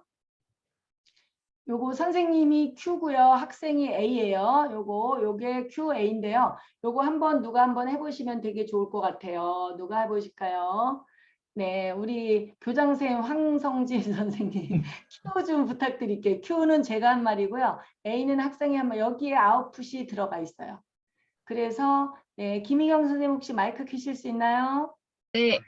감사합니다. 김희경 학생 100점 맞은 A입니다. A. 자, 한번 100점 맞았습니다. 진행을 하시기 바랍니다. 자, 제가 그리기 들어갑니다. 네, A부터 부탁드릴게요. 자, 시작. 네. 오늘 시험 어땠나요? 사회 역사 모두 100점 맞았어요. 공부를 조금 하는데 100점 맞는 비결을 좀 얘기해 줄래? 어떻게 공부했어? 목표 보고 책 읽는 거 그대로 하니? 그렇게 하긴 하는데 그렇게 많이 하진 않아요. 그냥 교과서 그렇게 가볍게 2번 정도 읽은 다음에 2번 정도 읽을 때 학습 목표와 제목 보고 읽니? 아니면 그냥 읽니? 보고 읽어요. 그런 다음에 책 덮고 머릿속에 대충 정리한 다음에 학습서 노트 정리. 네. 해주세요. 여기에 지금 아웃풋이 나왔죠. 뭐라고 나왔나요? 책 덮고 머릿속에 정리. 우리가 영어 리딩 할 때나 국어 리딩 할 때 반드시 책을 덮고 해야 돼요. 이게 바로 아웃풋이에요. 여기 한 번 나왔죠. 내가 교과서를 읽고 나서 머릿속에 정리, 아까 여러분들이 머릿속에 정리했죠. 예, 기후와 생활 모습 싹 정리한 거죠. 그 다음에 다시 한 번 더 볼게요. 학교에서 김희경 학생 한번 해볼게요. 학교에서 노트 정리해 준 걸 주거든요. 그거 요약된 거 외워서 빈 노트에 안 보고 적어요. 이해되셨나요? 안 보고 적어요. 네, 이게 두 번째 아웃풋이에요. 아까 제가 이것저것 써놓은 게 있었잖아요. 그게 뭐냐면 아이들이 안 보고 적는 거예요. 공부 오늘 했어요. 예를 들어 공부하고 나면 안 보고 적을 수 있어야 되거든요. 안 보고 적어야 되는데 안 보고 적는 게 아이들이 되게 어려워요. 제가 한번 영상을 소리를 보여줄게요. 그러니까 공부를 하루 조금 했는데 100점 맞는 비결을 네가 얘기 좀 해줘봐. 뒤쪽 볼게요. 연습이요? 어? 담화 연습. 아, 담화. 그러면 그리고 네가 안 보고 적고, 그지? 이 노트 정리해 준 걸 주거든요. 프린트나 노트 정리. 응. 네, 그거 요약된 거 응. 외워가지고 빈 노트에다가 적어요. 자, 이 친구는 두 번의 아웃풋을 진행하거든요. 두 번의 아웃풋이라는 건 뭐냐면, 내가 공부할 때, 공부한 다음에 머릿속으로 정리하고, 여러분이 아까 제가 강의하는 걸 계속 머릿속에 정리하는 분들이 있을 거예요. 그러면 이게 바로 아웃풋이거든요. 그리고 이렇게 공부한 애가 정말 바닥이었던 아이가 8등급 그랬던 아이가 고등학교 3학년 때 탐구 과목을 100점 맞고 아이가 막 좋아하는 걸 보시고, 이 친구의 이걸 보면 이 방법 그대로 쓴 거예요. 보시면 아웃풋 방법 그대로 진행을 한 거거든요. 그래서 이런 친구들은 대학 가서도 좀 맞았어요, 저. 수행도 만점이에요, 선생님. 왜 그러지? 저 100번 2등급 안에 들어요, 저는. 미쳤나봐요. 미쳤다니까. 제가 고등학교 때 100점 한번 맞고 졸업하고 싶었거든요. 근데 진짜 맞아버렸어요. 저번에 92점이었는데, 그지? 미쳤나봐. 와, 어떡해요? 자, 이 친구. 어떡해. 수학. 자, 이 친구는 지금 어떤 상황이냐면 대학을 들어갔는데 수원여대 치위생학과를 갔어요. 잘 갔어요. 아무튼 1학년 때 거의 꼴찌였는데 3학년 때 탐구 과목이 이렇게 올라갔는데 근데 얘가 예비로 끝번으로 들어가서 그 학과에서 꼴찌였대요. 근데 자기는 그래서 그 반에서 꼴찌로 들어가고 문과에서 들어갔기 때문에 자기는 꼴찌할 줄 알았는데 이번에 100점 맞은 거예요. 2명이. 시험 점수가. 그래서 자기가 너무 좋아서 또 찾아온 거예요. 그래서 이 공부법은요, 엄청 중요하죠. 중요하다고 생각을 합니다. 저는. 그래서 여러분들이 지금 아웃풋 방법은 모든 거에 다 해당돼요. 강의 들으실 때 그냥 목차 딱 적어놓고 목차에 대한 내용을 머릿속에 넣어야 되는데 막 메모하시거든요. 그래서 강의 듣거나 교육할 때 목차 싹 이 사람이 이 강사가 무슨 강의를 할 거지? 목차 적고 거기에 따라서 내용을 집어넣으시면 되거든요. 그리고 자료 받을 수 있으면 받고 만약에 이 사람이 자료를 안 주는 강사면 조금 적어야 되겠죠. 근데 그냥 보고 적는 게 아니라 머릿속에 정리해가면서 해서 목차 공부법까지 아웃풋까지 갔거든요. 자, 수업 10초 공부법 여러분 목소리 내서 한번 들어갑니다. 수업 10초 공부법 처음부터 기억나시죠? 이게 바로 기억이 나는지 안 나는지에 따라서 내가 반복을 한 거예요. 아이들은 그 중간중간 이거는 수업 전에 해도 되고요. 읽기 수업 중간에 해도 되고 끝나고 해도 되고 그리고 제일 좋은 방법은 아웃풋 방법의 제일 좋은 방법 머릿속에 기억하고 메모하는 방법에 끝나고 쓸 때 강의할 때 하는 게 아니라 다 공부 끝나고 자녀한테 공부 끝나고 메모를 한번 하게 해보세요. 처음에 생각 하나도 안 난다래요. 학교에서 뭐 공부했는지도 모르고요. 뭐 학원에서 뭐 공부했는지 모른다는 애들이 이걸 연습을 하잖아요. 줄줄 씁니다. 이게 줄줄 쓰지게 돼 있어요. 왜냐하면 여러분들이 목차 안에 내용을 들었으니까 그 안에 써지는데 막 다 섞어놓으면 못 쓰잖아요. 자, 우리 처음에 큰 공부부터 가봅니다. 처음에 제가 한 교육법 중에 전체입니다. 전체. 처음에 우리 자녀가 왜 공부를 하지 않는가? 둘째요. 독해력. 네, 독해가 도대체 독해. 뭐야? 우리가 알고 있는 독해, 귀신 같은 독해는 그게 아니었구나. 시, 소설, 모든 글의 독해가 다르게 있구나. 쓰는 법도 다르고 읽는 법도 다르고. 세 번째요. 플래너. 네 번째. 10초 10초 공부법. 10초 공부법. 네. 그 학교 공부법 중에 또는 교과서 학교 공부법이에요. 학교에서만 그런 게 아니라 모든 삶에 똑같아요. 자, 그 학교 공부법 중에서 첫째 갑니다. 기억나시나요? 첫째. 목차 공부법. 목차 공부법. 머릿속에 이제 목차 공부법 어떻게 하는지 머릿속에 지금 들어가시죠? 이게 공부예요. 머릿속에 있으시잖아요, 지금. 그 내용을 넣었죠. 두 번째요. 학습 목표 공부법. 학습 목표 공부법. 공부 머릿속에 있으시죠? 벌써 이 개요만 있으면 그 방 안의 구조가 보이는 거예요. 그래서 도대체 뭐뭐 할까로 해서 들어간다. 세 번째, 수업 10초 10초 공부법. 들어올 때 잠깐 또 잊어버렸으면 중간에 해도 됩니다. 그 다음에 수업 수업 집중법. 집중법 공부법. 수업이 무엇인지 정확하게 아셨죠? 얘기하실 수 있죠. 그죠? 뭘 들어야 되는지 알고 구조적으로 듣고 설명할 수 있는 게 집중하는 거다. 마지막에 아웃풋 아웃풋 공부법. 아웃풋의 방법은 머릿속에 정리하거나 아까 그 학생이 한 번은 머릿속에 정리하고 한 번은 쓴다 그랬죠. 네, 이런 책을 여러 가지 덮고. 책을 반드시 덮고 그 다음에 설명하기까지 가면 더 좋겠죠. 네, 이렇게 해서 저희가 오늘 성적으로는 학교 공부법을 마무리를 하겠습니다. 모두 감사합니다. 와우. 네, 우와, 엄청난 대단하세요. 노하우였습니다. 짱. 짱입니다, 짱. 그 후기 쓰시는 분들 그 저기 네, 그 안내 드릴게요. 후기를 우리 잠깐만요. 후기 방을 제가 저기다가 안내 드려볼게요. 두 군데 우리 줌스쿨하고 우리 꿈의 땅 정미숙 소장님의 방에 동시에 남겨주셔야 두 가지 종류의 오늘 PDF 그 자료를 드립니다. 저기 줌스쿨에 남겨드렸는데요.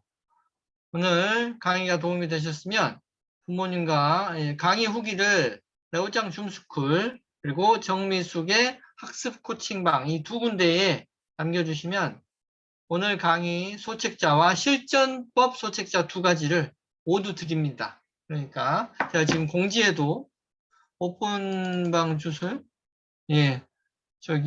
지금 알려드릴게요. 잠시만요.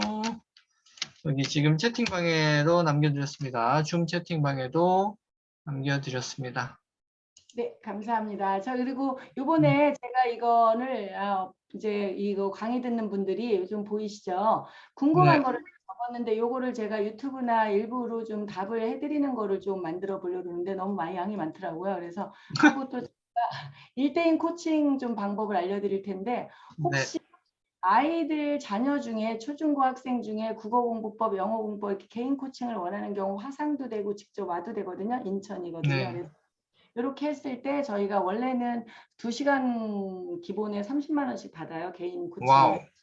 4시간, 보통 고등학생들은 4시간 진로 와서 하거든요. 그래서 60만 원씩 받는데 이제 이번 특별하게 와우.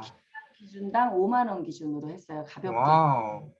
성인은 안 되고 학생들입니다. 학생들 이렇게 들어가서 국어 공부법을 전체를 2시간에 해도 되고 이렇게 문학만 2시간에 해도 돼요. 그러니까 아이들마다 이제 가볍게 그냥 들어가고 싶어요. 이러면 가볍게 하고 이렇게 문학 분석 요거만 보통 2시간 10만 원 이렇게 시간당 5만 원이니까 영어 공부법도 굉장히 다양하기 때문에 상담을 해주시면 요거에 맞춰서 이제 저희가 진행을 해요. 수학 공부법, 사회 공부법, 시간 관리는 참 초등부도 돼요. 초등부는 뭐 사실은 수학, 사회 공부법 이런 건 필요가 없거든요. 그래서 초등부도 시간관리법 이런 건 되고 특히 중고등부는 진로 상담이 되죠. 대입 상담하고 진로 상담. 요거는 3시간 정도 이상은 가져야 진단부터 이렇게 들어가니까 요거 하실 분들은 거기 신청서 보내드리면 거기에 맞춰서 전화 상담해서 시간은 어느 정도 걸릴 건지 이렇게 무료로 상담해드리니까 그렇게 진행하시면 될 것 같아요. 좀 도움이 되셨나요? 네, 너무 알찬 강의였습니다. 네, 그 1대1 개인 코칭은 누가 해주시는 거죠? 제가 해요. 직접요? 그래서 와우. 일단 이번에 이제 꿈의 땅 공부법도 알리고 할 겸 저희가 하는 거기 때문에 그리고 그 공부법 어른들 성인들은 이제 저희 꿈의 땅 협약이 있어서 경비가 엄청 비싸요. 근데 이제 학생들이니까 그리고 이번에 네. 홍보로 이제 이렇게 해서 좀 꿈의 땅 공부법 이렇게 좋구나. 그리고 아이들이 변화되는 모습을 보면 굉장히 좀 놀라울 거예요. 그래서 이렇게 진행을. 네. 이번에 무슨 캠프도 하시지 않나요? 네, 근데 캠프를 지금 뭐죠? 이게 뭐라 그러나 그 코로나가 너무 많이 지금 번져서 지금 어제 오늘 턴을 캠프 진행하려다가 저희가 반 정도가 학원을 안 나와요, 애들이. 어, 완전히 지금 심각해지는데 음, 고민하고 있어요. 다음 주인데 그래서 아마 개인 코칭을 해야 되지 않을까 싶어요. 네. 그러시구나. 원래 네. PD 듣고 하는데 또 후기 써주시니까 너무 감사드리고요. 좀 힘드셨죠? 자꾸 말 시키고 막 이래서.